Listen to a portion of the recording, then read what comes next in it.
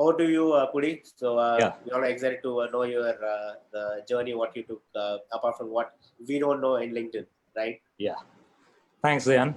Hello, everyone. Thanks for joining in. Today, I'd like to walk you through my presentation, which is more of a personal journey of art. So, if you're wondering why, let me tell you the story first. So, briefly about my childhood, I grew up in the 80s in the tribal district of Koraput in Odisha. My parents are from Andhra Pradesh, but my father used to work as an engineer in a public sector undertaking in the factory there in Odisha. Now, my childhood was the most happiest. I grew up with trees all around me and hills all around us. So, since childhood, I kept on drawing, and I was very good at it. And my father, although he was an engineer, he mostly spoke about the arts, literature, and music. And I remember him distinctly mentioning about Vincent van Gogh and his paintings. And he was very sympathetic towards his tragic life. And we just had the small brochure in which 4 or 5 works of Van Gogh were there. We didn't have any book or so. So even in 10th class, just before the exams, I was mostly drawing from Sports Star, all the cricketers, pencil sketches, and also paintings, but most of them from the leftover paint tubes which my father had from his time of him exploring it as a hobby. Now, people all knew that I was very good at art, but when it came to picking a career uh, post school, I chose engineering and I didn't pick fine arts. Now, subsequently, I chose the path of design, and for the past 15 years, I've been working as a designer. But the key question here is why didn't I take fine arts? Why didn't I choose fine arts? So, if you grew up watching TV in the 80s, you would have possibly watched Hindi cinema. My references would have been to Bollywood movies where the artists are never portrayed as being very successful, right? So you'll see them say if Raj Kapoor as an artist in Anari doesn't have money ever, and the society then, this is just 2 years post liberalization. Everybody dreamt of being middle class, and middle class never aspired to be rich. They just wanted to be middle class. And their biggest fear probably was that they did not want to go back to poor. So my father comes from a farmer family background. My mother also doesn't have much of an education then. So my mother made sure that I understand that I need to start work hard and for us to be able to be well off in the future. So I don't have any regrets or about the kind of journey that I have had, but there is still that nagging feeling that what if I had done fine arts? So there is this poem by Robert Frost. He wrote it after he and his friend used to go for evening walks. Both were poets, and when it came to choosing two different paths, they would pick a path, but his friend would always lament that, oh, we should have picked the other path. So I am that friend who would always keep thinking that what if we had taken that other path, right? But it's not that I had stopped drawing or I hadn't pursued art even in engineering. So in engineering, people always used to call me the fartist. So basically, I drew something and then they don't understand it, but I explain it to them. And across those 4 years, whenever they needed posters for any college events or college fests, they would always come to people who could draw a little bit. And I was the one who used to make A2 size posters, hand drawn posters. So for all events, they would come. Uh, So across those 4 years, I collected articles from these Sunday news magazine papers and carefully bound them and made it into a booklet at the end of 4 years, right? Even as while working as a software engineer for 3 years, I continued exploring, doing caricatures. So I built a good portfolio, which I showed it to during my interview at IDC, and I got into design. But it was not until 2011. This was 6 years post my master's from IIT. I was in the US on deputation for a long-term visa. So I had bought myself a new laptop with 8 GB RAM and like the Core i5 processor.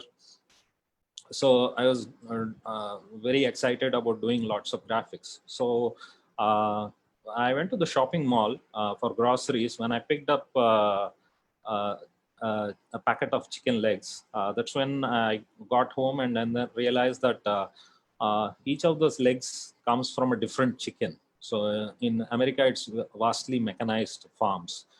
So I saw that as an atrocity against chicken. So I invented this story about Che Guevara, who is a revolutionary chicken, who fought for the liberty of all chicken. He betrayed, but he was betrayed while fighting for the liberation of Bulgaria. So it was kind of a story that I was trying to create. And there is this small chicken who is named after this revolutionary.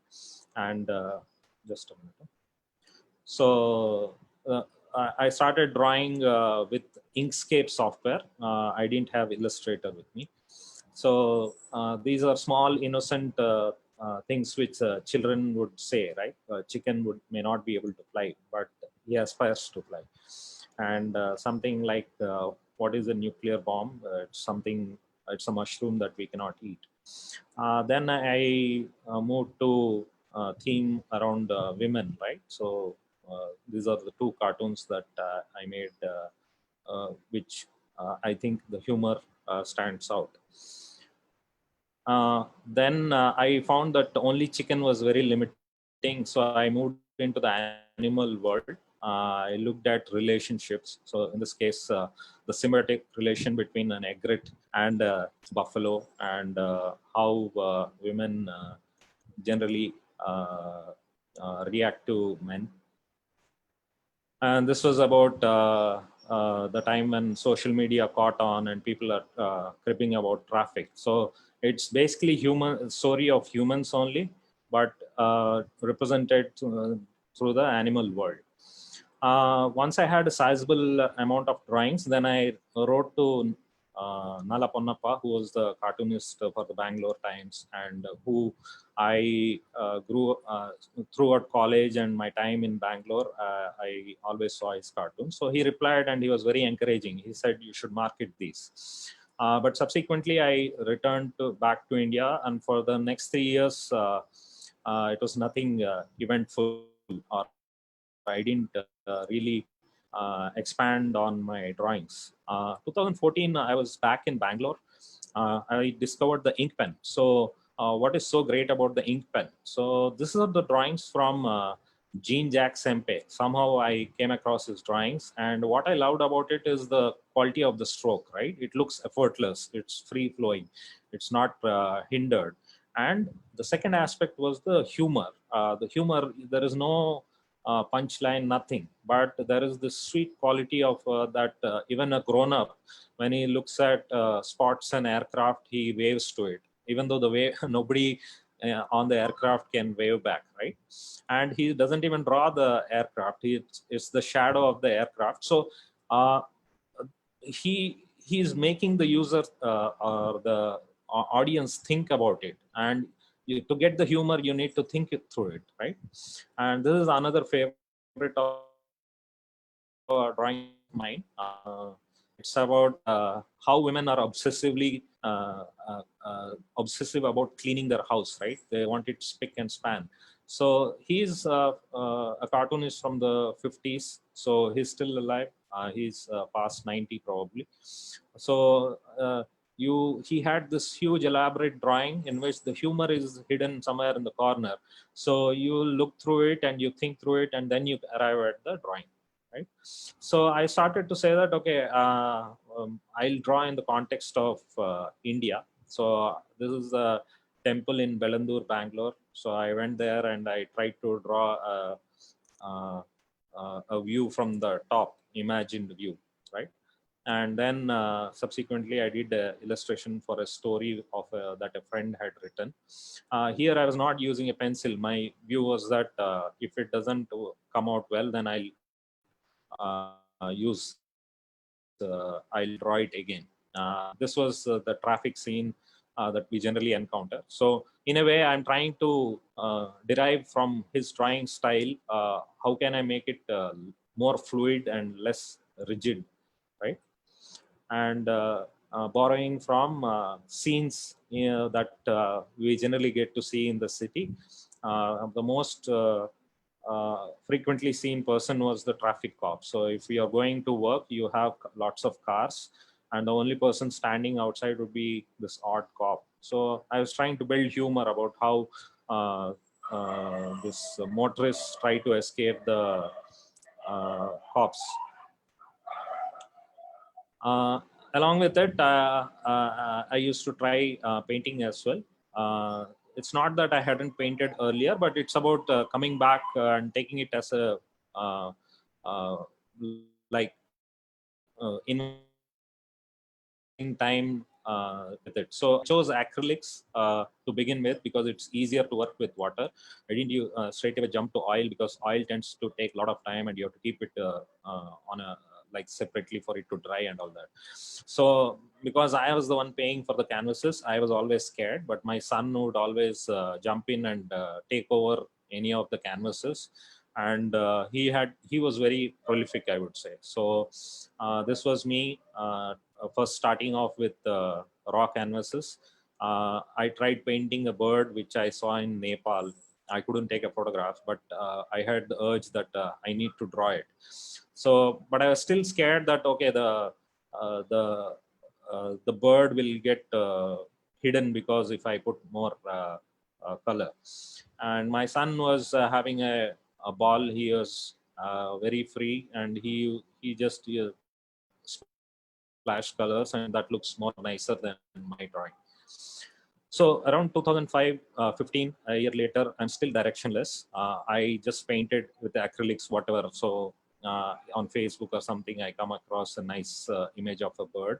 I draw it with whatever colors I have.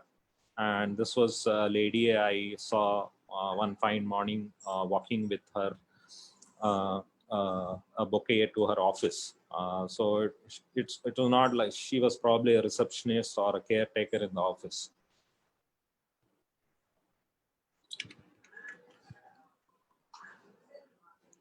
This is quite huge as well. Then I did a drawing of Gandhi, and I found the courage to paint over that crow which I left a year back, right? This was again another attempt at looking at little bit abstract theme. This was an interpretation of the poem by Charles Bukowski, The Bluebird. It's about people suppressing their emotions and not letting their inner feelings out. So I tried to represent those the bluebird in a very abstract way, our emotions as just abstract patches of color. There is no need of the head. So this is more like borrowing from what you've seen, how others draw, how others have approached to do abstraction, right? So, sorry. Yeah. So the next year in 2016, so it's 5 years from when I started. There was this sudden change where I ditched the computer. So there was this 2016 mob lynchings, right? So I started to draw these dogs. So I instead of drawing the other animals, now my view of the politics in India was that. It was more like two dogs, street dogs, asking a puppy, questioning it what it was eating. This was with reference to that beef incident. And then subsequently, it was getting more and more nasty, where I felt that the India that I loved is actually biting its own tail. Or you look at a dog which has fleas, and the dog gnaws at itself and hurts its own body, right? So I made a decision that I will not draw any more political cartoons. That was a very conscious decision, because I felt that art should be more nicer, it's happier, right? So I went back to drawing, and I probably realized quite late that in while using a software, it takes 5 hours to tune those curves and other things. It's not a natural way of drawing, whereas I used oil pastels, and it came out very fluid. And I also wrote the punchlines in my own style of writing, influenced by Oliver Jeffers, right? So this is a very conscious decision. I'll not use that. And this was this other drawing where I'm now started to get into the animal world back, and I'm saying a tiny bird advising the crocodile. So this is also about a little bit of knowledge from the animal world, where crocodiles don't harm birds and allow them to clean their teeth, right? Along the way, I also made a conscious decision that I will sign my work with in my native tongue, mother tongue, Telugu. And it's not that I was happy with the line quality. So the ink pen or the oil pastels, there is a certain quality of line that everybody wants to achieve, right? So there is a certain feeling associated with it. So I also tried charcoal, and this was one joke I made around where some sick filed a case in the Supreme Court that there should be no Sardar jokes, right? So the charcoal, although it has that nice raw quality, it tends to become very messy, and if you wanted to add colors, then it mixes with the black. I also looked at the works of Ralph Steadman, whose political satire is very scathing. His process is quite nice. He practices something called gonzo art. So he splashes a color, then looks what form it has taken, and then he draws the remaining things around it. And there's this Ronald Searle, who started work after World War II, and his drawings of cats are quite interesting. So all of these guys use dip pen ink, right? So there is the line quality is unpredictable. The ink flow is not uniform, so that adds certain quality to the line. But for me, I felt that I should. I have bought calligraphic ink, and I have tried nib pens, but I didn't get a good quality pen. So I said I'll just stay with this Lamy ink pen and just get started. So I just so the subject matter was something I was lacking. There is no definite direction. 2016 December, I made a trip to Rajasthan. It was a 4 week trip. I wanted to travel alone. It was meant to be an unplanned journey. So I don't decide what my next destination is or where I'll be in a given place, and I'll just stay in very modest lodges. So there is this quote which says, "Travel far enough, you meet yourself." Right. So I traveled to Udaipur, then Jodhpur, and Jaisalmer. So one of my friends who looked at my photographs on Facebook said, "Anybody can take photographs. Since you love drawing, why don't you draw what you're seeing and spend some time drawing the things that you see?" And I took her advice, and in Jaisalmer, I just bought with 50 rupees. I got a drawing notebook, one DVD marker pen, and some children's drawing pencils. And they didn't have anything of higher quality than that. And so I just started to draw, and a lot of people appreciated this. So I just drew a couple where the husband ordered rasgullas for his wife. So I I built the humor, right, and I learned to draw quickly. These are not live drawings; these are memorized and then drawn. Then around the same place, I observed that there's this old man who didn't hit the cow, but he shouted it loud so that uh, the the voice was commanding, and the cow actually moved. It was blocking his path. And there was this other scene where all the shopkeepers shuttered down post lunch and they enjoyed a game of cards, while the rest of the workers stood around them and just observed the game. Right. So as and when I posted it, a lot of people encouraged, and then that's when it dawned on me that hey, it's the people of India who are the most interesting subject, especially women, right? So this is the woman I saw weaving garland outside the Secunderabad railway station. And to build the humor, anybody can draw by looking at others, or you look at photographs and draw, but the humor is the difficult part. So I use this integral equation about this lady weaving flowers and integrating them together. And some images were more of who I saw, and uh, the humor may have lagged in the initial drawings. Sometimes the drawings of the eyes were not consistent. So the man has a Tintin-like eyes, whereas the woman has a different eyes. So I said, I will not bother. I think over a period, I just kept drawing on the subjects that I came across. Interestingly, I had moved by then to the outskirts of Bangalore. I stay close to a village. So a lot of the people I see before I come to the office were people from the village and around.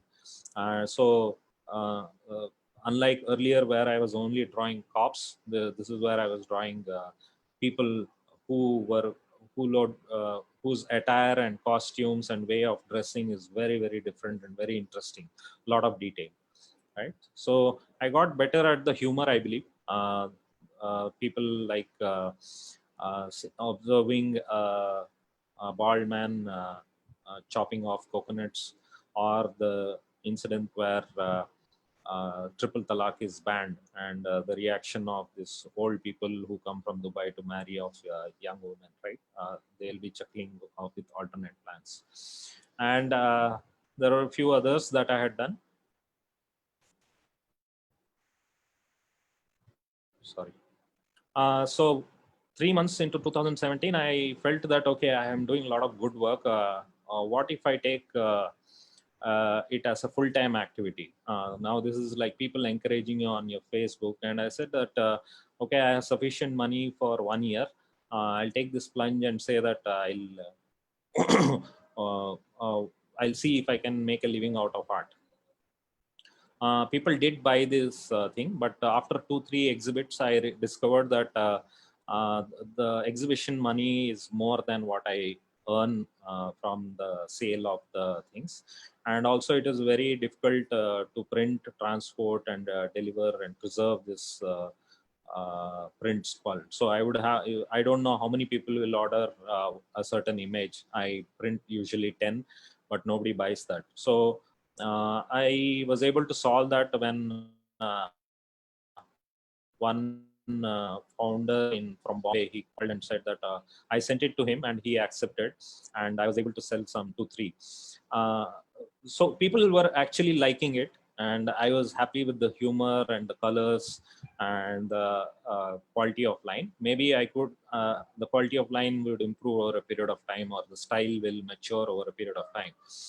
But the thing was that I would not be able to sustain myself just with this. It's more of a hobby or a side activity. So I continue to look at life with the curiosity of a child. Sometimes a photograph is all you need to take, which has a lot of life in it, more than trying to draw it all over again. So here's my theory that it takes around 8 years to find your voice. When I say finding a voice, I started off with something. You'll start off with something, and eventually all these things, but a clear direction or some sense of, oh, I'm achieving something is something you'll realize only after in the 8th year. So to substantiate it, this is another case of a Pune-based engineer called Sunil Nambu.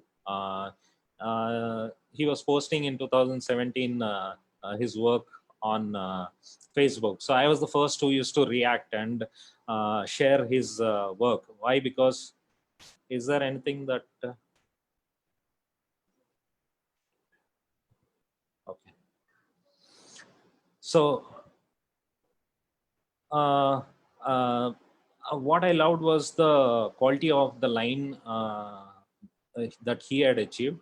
They were all digital renderings, but still it was very free flowing. So he pinged me on Messenger and he said, just give me a number, and he wanted to have a chat.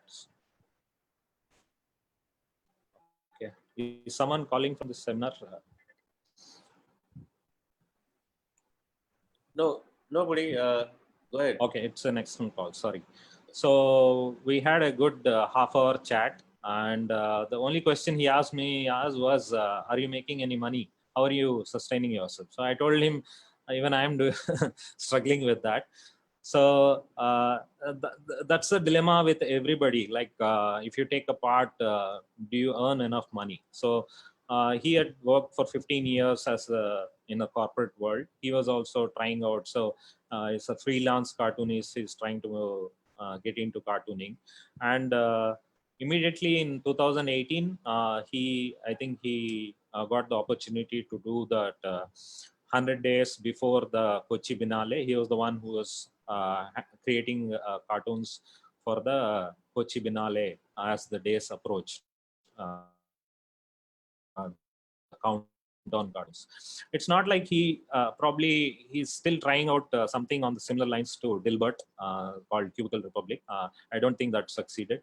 Along with it, he would have created something called Thoughtology, which are all anything that comes to his mind. But finally, he got a job as a political cartoonist in Asiaville magazine. So quite good for him. And post that, I also did some wall art for a few offices. This was again more like better than selling prints on a daily basis. So it's like you do lots of stuff. It's interesting. It's more of graphic design, you can say, than pure art. But that's the need of the office. So the architect had a very clear need that it should not overwhelm the space. It should be very light. This kind of inputs are given.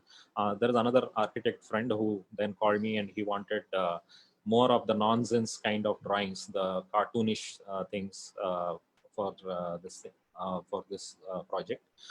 We did a few for this, and I felt a little confident that I can make some money out of this. And I started a website called Nonsense Art Studio. That was the name of the studio, Nonsense. And I was hoping that I'll do lots of projects along with it. But the people who are asking me were asking for Radha Krishna portrait on a wall, or a Buddha head, or someone in some school on the outskirts to be done for their auditorium. For me, it felt that the logistics didn't suffice. I couldn't travel all 5 days to the other side of the city. But I think this is another avenue that is open. Okay, somewhere around July, 6 months down the line, I was like, what if I aimed higher, and what if I did some serious art and then tried to sell them? This was again not in terms of selling, but again that nagging question, right? What is art, and how do you get there, right? So you begin with this 1 feet canvases that you get on the in the store, and I just painted village scenes from where my house was. So people playing Astachamma under a huge banyan tree. Then there is the shepherd who's calmly sitting under the shade of a tree while the sheep are all wandering around. So when you begin, every time you begin, there is a block, right? So I would say there was a time I just, whatever paints were left over, with that I was trying to imagine something. So it might feel embarrassing for now, but you need to see how the work changes over a period of time. So these are the first two drawings. There is no plan, so it's just whatever colors are there you're picking. The theme is about maybe I was reading up articles on whistleblowers, so I drew Aaron Swartz, the activist who committed suicide, then Julian Assange, who has been jailed subsequently. So then I listened to some music. This was a poem which M.S. Subbulakshmi sang in the United Nations in the 60s. That was my interpretation, but it was more of me using a lot of white. Around this time, I looked at the work of Francis Bacon. How going on the time? Okay. So I looked at the work of Francis Bacon, and maybe that influenced me to some extent, where I redrew the whistleblower in probably the colors that he would have used. But on a visit to my friend, we traveled to the outskirts of Bangalore. There we saw this colorful Gopuram near a village. So that's when I realized that, oh, I need to pick the colors which are more Indian. And I made an attempt to buy colors which I strongly believe are very bright, very colorful, right? And subsequently, looking at other artists. So this is one artist whose work I really loved. Basically, she's been able to achieve mastery over a period of time. So I just saw the half human and half animal sculptures always existed. So Narasimha Avataram or Varaha Avataram, all of these are about Vishnu taking up some form of animal form and killing the demons, right? So Gogi Saroj Pal's work, and then my own interpretation. I didn't pick any themes. I usually see the shepherd going, walking by near my house.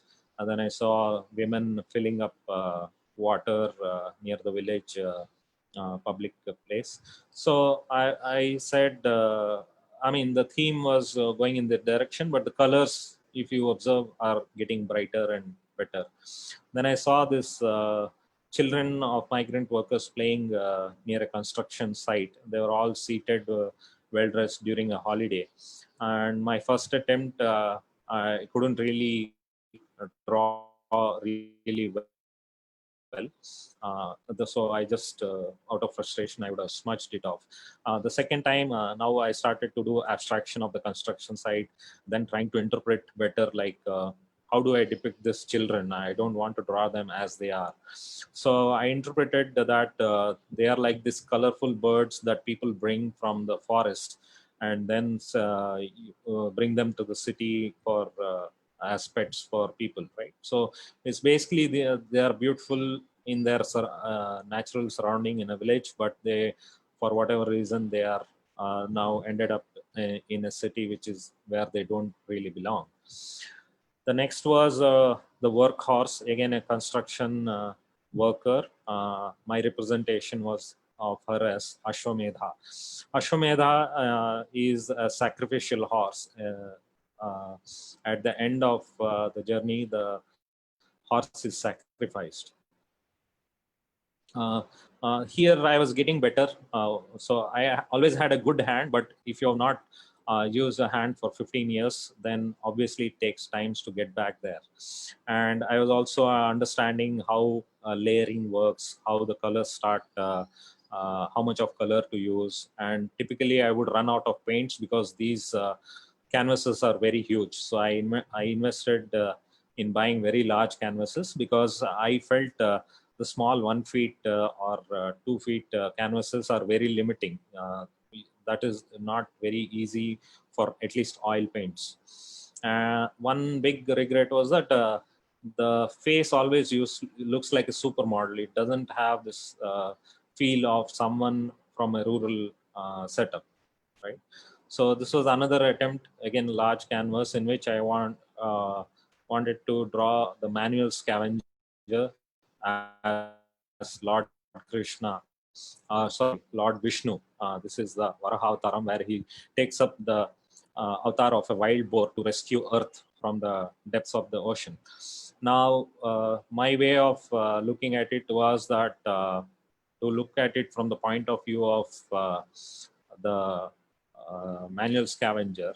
So the painting was again a dark theme. So I wanted people to experience the dirt and the uh, grime and the unpleasantness. So this is not a pleasant painting, right? So within this unpleasantness, a man is working and trying to rescue the world, or keep the world clean. So every time you're using oil paintings, you have to leave it to dry. So you think, maybe I'll do something else. So it helps you relax if you're drawing sceneries. So this was something I saw in front of my house on the outskirts. You have this wild bush with lots of flowers. And at the bottom of it, there was this rock. And the shape of the rock reminded me of something which I had seen in a book long ago. So it was about the Brahmanda, right? So I drew it at the back of a canvas. Now I had run out of canvases, and I ran out of paint as well. So this was this book called Ritual Art of India, which I purchased when I was in design school. To say that I was always educating myself around art, but I didn't apply myself to do art. So now I'm applying it, and since the canvases are huge, I ran out of paint very quickly. And since I stay very far away from the city, it's kind of a pain because I get blocked. Again, I have to go to the market, fetch the paints. October 2017. This is the moment when suddenly things unravel. So it is 9 months now, right? So clearly,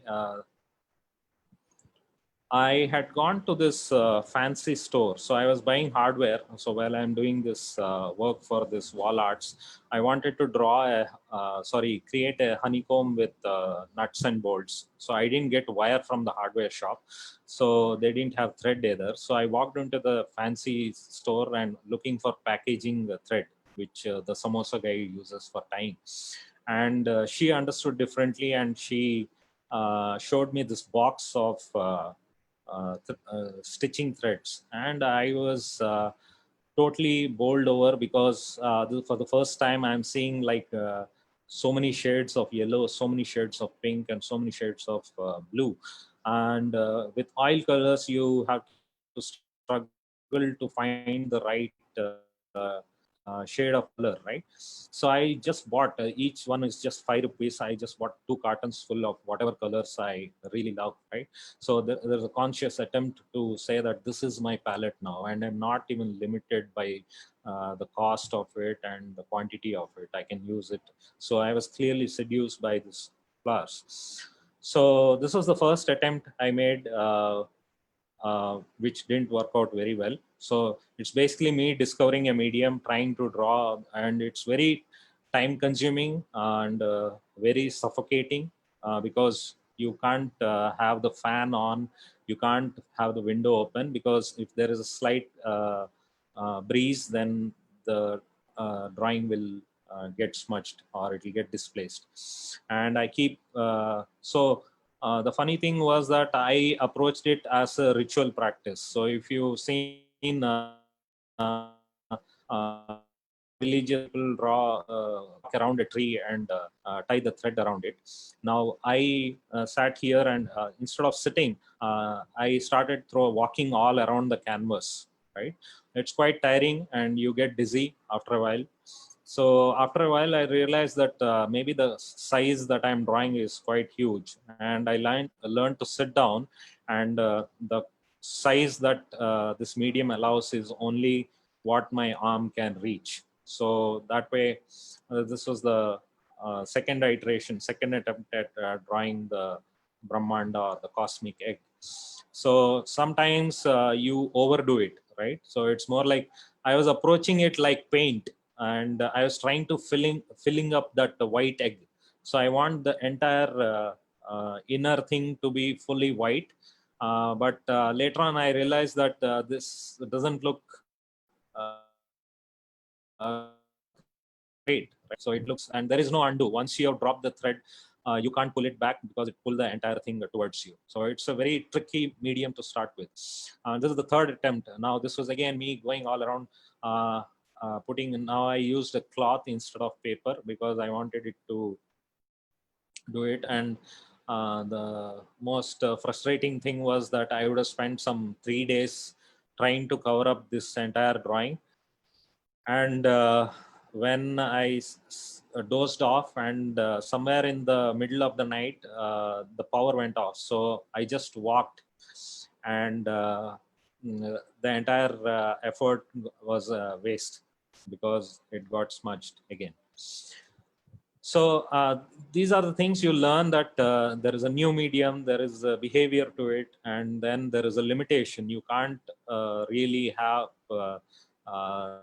such a huge canvas. So there, a maximum will be 2 feet by 2 feet is what your drawing should be, so that you can actually carry it around. So there was this other thing that I'm having a studio which cannot be cleaned every day because I have my things on the floor now. And I took this to my bedroom just for space. So I'm filling up my entire home with these things and not allowing my mother to clean the house. One other limitation I discovered was that you can't really draw objects. I was trying to draw a lotus as an abstraction with a fish, but clearly this medium is not to draw objects. It's most suitable for abstract themes. So this was so now I'm very dependent on the book and what are all the themes that are described there, right? So yoni is about reproductive energy present in the universe, which carries the seed of life. So it is all a lot of the Indian thought and tradition of our way of thinking and looking at life. So the left was an exploration which seems literal. The right is the exploration which has more depth, which has more meaning, right? So the choice of colors is more about this energy, the potent energy, which is not yet life, but it has all the waiting for that bija or the seed to sprout. And I was loving this free form of this thread, right? So if I had earlier tried, I should use Fevicol to stick the threads, but the moment it is stuck, it becomes flat. So this is a breathing work, which feels more like an algae in water. So as long as it is free, it is good. But if you try to put adhesive or anything, it will not look, it will not have same feel to it. Now I also replaced the paper with khadi cloth now. So I was going towards saying that I will not use manufactured paint, or I will not use anything manufactured. This is more like staying very close to the earth. I am starting to identify with the like folk artists. So this is Lucky Chand Jain, who is a Mandana artist. He learned it from his grandmother and continues to practice it now. So he teaches in NIFT probably, and this he continues to do his work. This is Yanima Picarli, is an Aborigine artist, right? He started to draw at the age of 90, right? So he is almost 100 years old. So he just keeps painting whatever are the stories of the native people of Australia. And Shri Jiveshwar Mashe is a Worli artist based out of Maharashtra. He's also a farmer. So all of them have a day job, and then they work on their art in their free time. Mashe expired just 1 year back. So this is the Gandhian movement for me, right? So I am spinning thread, I'm sitting on the floor, and you experience this very intimate moment with just you and the thread and nothing else. As usual, I have my co-worker, my son, who now wants to be a footballer. He's a Lionel Messi fan, but he got curious, and since I understood the difficulty of a large canvas, I gave him a small bowl and told him just use that, and he did it for probably 5 to 10 minutes, and he said it was quite tiring. This was the first work which really got me where I was happy for the first time. It was again about how life is formed. So a cell has to divide in order for an organism to be created. So there is this tension between 1 and 2. So then I realized that the contrast is not great on a white canvas. So I used a black canvas. Then, while I was admiring my work, I was very excited. Then I felt this was like an organism. It should not be flat. It should be in a bowl. So I wanted something which is more like a concave surface. So my intention was this will be mounted on the wall. So I want the audience to experience this as a look into another universe, not flat surface, right? So this was the hardware which I had initially purchased from the local store. This is what laborers use for carrying construction material. I used Fevicol and tried to lay in the thread in, but then later on I realized that I should never use gum. When I searched for concave mirror or concave surfaces in Amazon, then the first thing that came was a kadai. So I wouldn't have been able to order this 3 feet by 3 feet kadai from Amazon. So I went to KR Markets, purchased this kadai, which these people on the street use, and it doesn't cost much. It's around 2000 or 2500. So but the only thing was I had to transport it back from the city to my place, and I had a very clear thing that I need to polish it, then paint it, and then let it dry, and then keep my artwork in this. So there is this thing which Vincent van Gogh wrote to his brother Theo van Gogh, saying that nature always begins by resisting the draughtsman, but he who truly takes it seriously doesn't let himself be deterred by that resistance. Finally, nature and an honest draughtsman see eye to eye.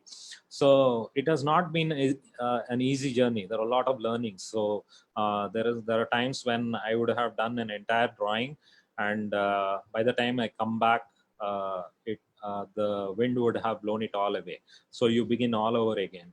And sitting for hours together is not easy. It can be very stressful. You have to take breaks frequently. This was the artwork. And the next I did was about Padma Vyuham. This is also a little bigger, around 3 feet. So this was an interpretation of how Abhimanyu gets stuck in the Padma Vyuha in Mahabharata. And I didn't want to represent it the way I see it. It was my own interpretation of saying that what the true deeper meaning is, that we tend to get entangled in our life and fail to get out and do what we really love. So this is more of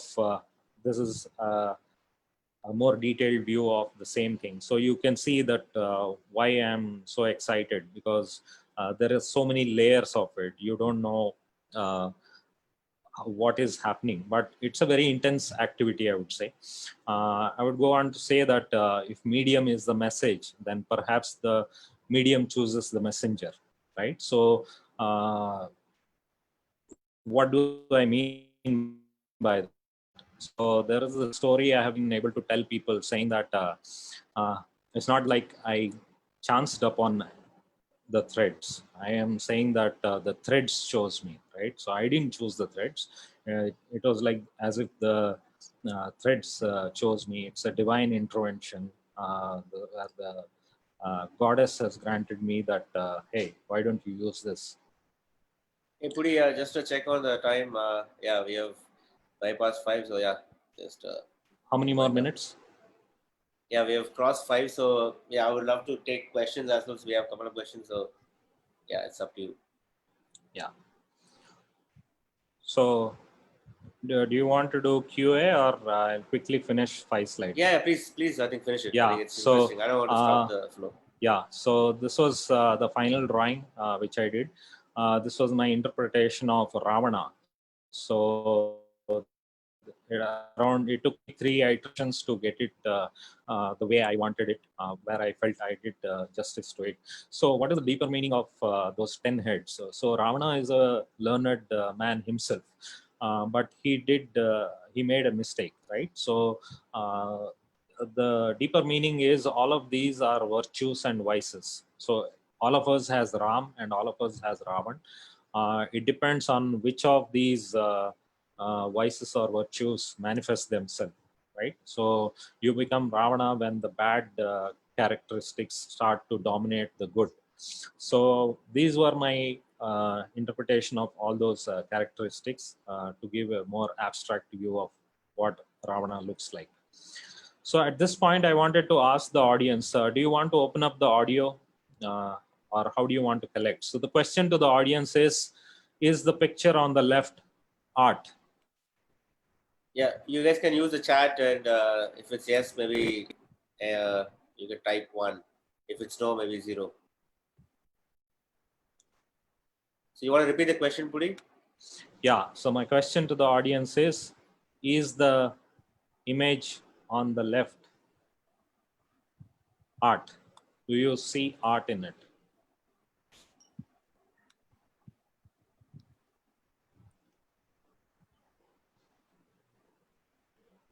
Okay. So to tell you the truth, Yeah, it looks like a lot of people are agreeing it's not. yeah, so this is a question I started to pose, saying that I was doing my work. I walk into the kitchen. I see this kadai filled with this kitchen wastewater.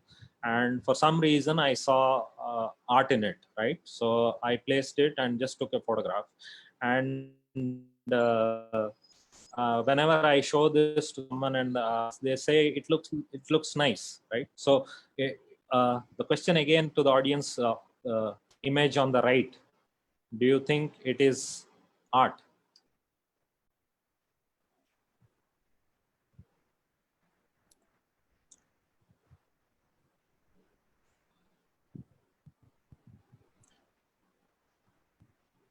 Yeah. So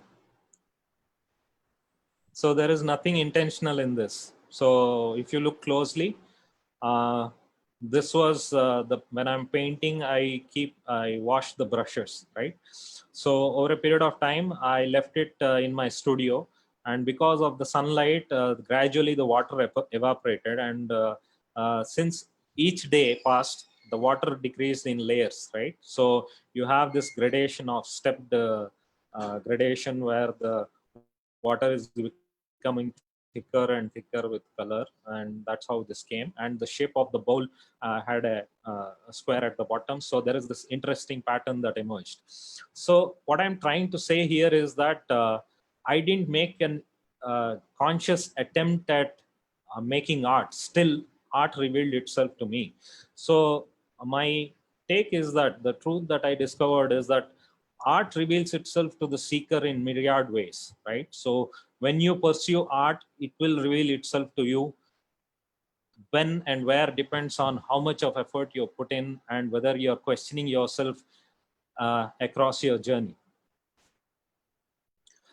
Lastly, it's not the road you walk, it is the walking. So whether you've done engineering, whether you've done something design or whatever else, or whatever you wanted to do, it doesn't matter as long as you keep trying. So I would say if you're a guitar player or you're a sitar player and you aspire to be that, maybe you should continue doing it, right? So unless you keep doing that, you will not find the truth. So talking about the economics of it, do you believe art will sustain yourself? So this is a cartoon by Ponnappa again. It says that clearly your artwork, even if you have achieved the best, I think it will be worth crores of rupees only after you're dead. Good example would be Vincent van Gogh. He never sold even one painting during his lifetime, but 50 or 100 years after he's dead, all of his are the most expensive paintings. And as regarding do you make art for an audience, as you can see, maybe 3 out of 100 people would actually be interested, very keenly interested in your work. So my take is that you should make art for yourself first. It's about your personal expression. The people who are very keen on understanding art are the ones who will spend time trying to understand it. And it doesn't matter if others don't really understand art, but as long so the first drawing that I showed you, when I showed it to my friends, one said, "Is it an owl?" Another person said, "Is it an apple?" So that's when I realized why artists don't name their paintings. They just want to say it's good that each person is allowed the freedom to interpret the way they want to do. So just 3 more minutes. Three takeaways that I want to people to take from this talk is that talking of creative courage, a lot of people say it takes courage. This is a quote saying that to grow up and become who you really are. My say is that courage is not the absence of fear. It is acting in spite of the fear. So this is a quote by Mark Twain.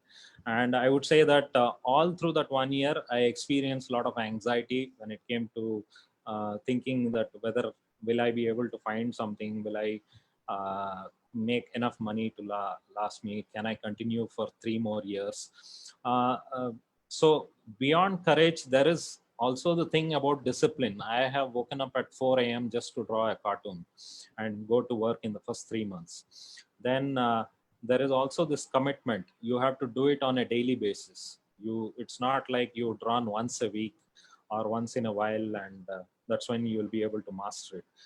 So as a hobby, you can still continue it, but the point here is that unless you exhibit that rigor, you may not finding something new. So for me, across 1 year, I've experienced a lot of anxiety.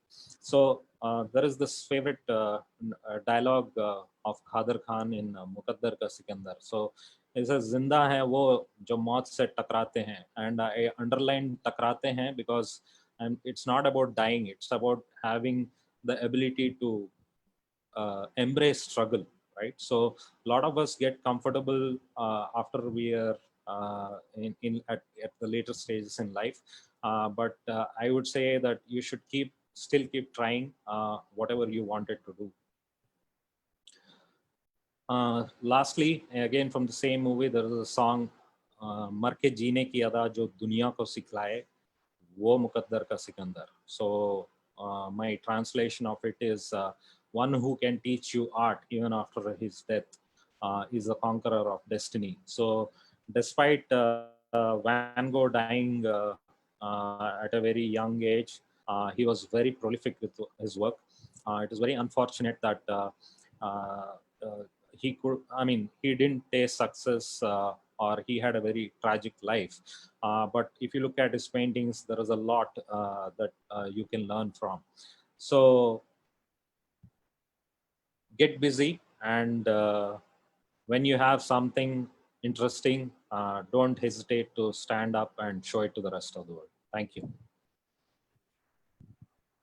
Wow, that was astonishing presentation, Budi. I mean, I think I think you can actually hear people standing up and giving you a standing ovation with the claps and all. I think it's an amazing presentation. It was a total visual journey. So I think we are like 10 minutes past 5. So definitely we'll take a couple of questions for sure. So Tane has asked already a couple of questions. So his question is, so do you think still there is scope for artists to showcase in India exclusively? So what is your take on that? I mean, is that the reason why artists are struggling? So I think we have to understand, take a step back and say, where does this thing come from? So if you look at the time of the kings before the British came, if you sing, a lot of trades are all accounted for. So the kings and the wealthy are the patrons for artists, right? So if you take the case of the Western, then again portraiture was the one where artists made money, and then they made sceneries, and with photography and everything coming, so you'll see industrialists are the ones who buy art. So effectively you need people with money who will buy art. So in terms of opportunities, I would say that with the internet, I mean, a lot of people taste success.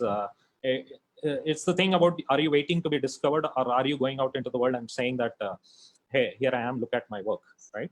And in terms of, I would still say that if the learnings from the two examples that I showed, I feel that you should always have a day job, and unless you're very well off and very wealthy, and you have all the time in the world, or you have someone who is supporting you. So there are enough examples of painter from Gujarat who since childhood he used to draw, and he was able to tell his family that I just want to draw, and his family is a uh, it's a joint family, and they all said, all right, we'll manage the business, you continue doing art. And his work, if you see, he just drew langurs. His canvases are only langurs. So I would say that it's something which, as the economy improves now, there are people with a lot of money, and there are avenues. So if you're in Bombay, I don't think yeah, so when I went to exhibit in Bangalore, and I asked them, I want to be an artist, they said, what are you doing in Bangalore, you should go to Bombay, right? So that's how it is. So Okay. yeah, Abhinav's question is, are you doing it full time now? So I took a break of 1 year. Last 2 years I haven't done anything. uh, uh, so whatever I showed was a process of 8 years, and the last year is when I was able to invest a lot of time. And uh, for the past 2 years I have again got back to work. So it's more like don't take it as at one shot. Take baby steps, and slowly you'll reach there. So my take is, no one is an artist before 40, and nobody is a master before 60. So if you look at all of the artists' work, they have at the beginning, they have some 10, 20 years later, they arrive at a style. But the mastery of their work is shown, you begin to see only at the age of 60. So you're saying that we all have time. Yeah. So I showed the example of the Aborigine artist. He started at 90. Okay. Yeah. So you can start anytime. So the thing is, you keep at it and you keep doing it.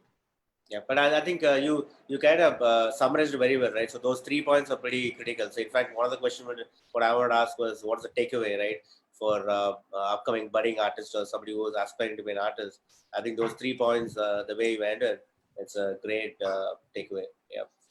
So Thanks. one thing which at least like from my personal side, I just wanted to There always was say an that anonymous attendee. yeah. So what do you think of this art and design now? So yeah, since all of us are like by profession design, and but so is it like design is part of art or art is part of design? I Yeah. think So so. what's your take? Design is multidisciplinary from the very beginning, right? So people come from various backgrounds, and they are free to do design. Now it's about the sensibilities and skills that a person possesses, and what he brings to the design process. There are people from a strong sense of music. So some have a good sense of visual. So I don't think it is. I think design gets inspired by art, but art on its own is a very personal thing. So Mm-hmm. some other person has appeals to give you an example of that Gujarati artist, for him the only theme was about watching monkeys in his courtyard, and all he did was draw monkeys. So there are artists who pick only a very specific theme. Say MF Hussain would have drawn a lot of things, but he's more famous for his horses, right? So it's you're doing something and something takes over, and then you start doing that. Yep. Cool. So let's take one last question, and then we should be good. So which one you can just pick either the question on the thread, or the question on what Ponnappa, how did he motivate you? So I mean, what actually happened after that? So the question is, he said you can actually start marketing it and stuff. So do you actually market it? Did you get some money? Yeah, so I did go. So I went to this new internet magazine called The Ken. Mhm.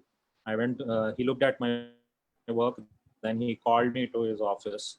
And during that thing, what they were interested was not my cartoons, but me drawing illustrations for their news articles. So I felt this was more of a job of an illustrator. So I had a very clear understanding that I wanted to do just the humor part and not about illustrating for articles. So those are choices you make. So I would say that Ponnappa was an architect. All of in Indian news magazines, it's all about political cartoons. So rarely you will see. So even Mario Miranda, although he did beautiful illustrations of scenes in Goa, he is always he had to make a living by drawing political cartoons, right? So there are compulsions. So what I'm trying to say is, you may keep that freedom for yourself to do what you want to do by taking up a day job, is what I would say. Yep, absolutely. So Pinastro, Karthikeyan has an interesting question. Yes, we can just maybe take that one as the last and then end it up. So how do you keep continuity of thoughts when you're creating a threads, and if it takes multiple days to create it? Yes, Vikram, it takes a lot of days. And in terms of continuity, like I said, once you have got into the act over a period of time, you will start mastering it, and you'll keep the continuity going. But it's more of like you need to also take breaks, and sometimes you need to set it aside. And it's not that every time you will get it right. So you'll have to start all over again, is what I would say. So is artist a creator, or the medium is the creator? Is that the question? Yeah, I suppose. I think you have to be in that state where the medium takes over the artist. At least that has been my personal experience. Initially, I was trying to control the thread and all that. And gradually, I decided to let go. And it is only when I let the thread fall on its own is when I discovered that, hey, this thread is the one leading me to do that. So there is a control I am establishing, but I don't force it to fall in a certain way, because the moment I force it, it becomes rigid. You don't get that free flowing line. Awesome. So that's it. Yeah. Yeah. So any last closing comments?